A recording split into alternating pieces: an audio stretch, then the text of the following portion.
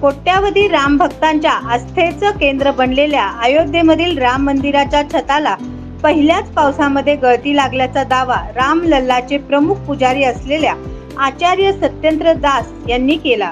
जानेवारी महिन्यामध्ये अयोध्येमध्ये राम मंदिरामध्ये रामलल्लाची प्राण प्रतिष्ठापना करण्यात आली।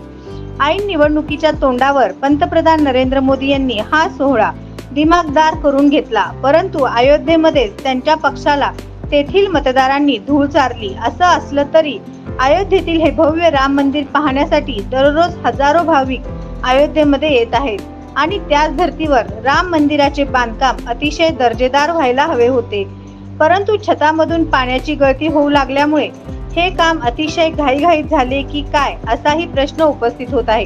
भाजपाने धर्माच्या नावावर राजकारण केल्यामुळे मतदारांना चांगली चपराक बसली असली तरी येणाऱ्या विधानसभा निवडणुकीमध्ये पुन्हा एकदा भाजपा अशाच प्रकारचं धर्माचं राजकारण करण्याची शक्यता वर्तवली जात आहे। या मंदिरामध्ये आणखी काही मूर्ती स्थापना करण्यात येणार आहेत, परंतु निवडणुकीच्या तोंडावर अतिशय घाईघाईत प्राण प्रतिष्ठापना करण्यात आली। एका वर्षात मंदिराचं पूर्ण बांधकाम पूर्ण होणे अशक्य असल्याचेही बोलले जात आहे।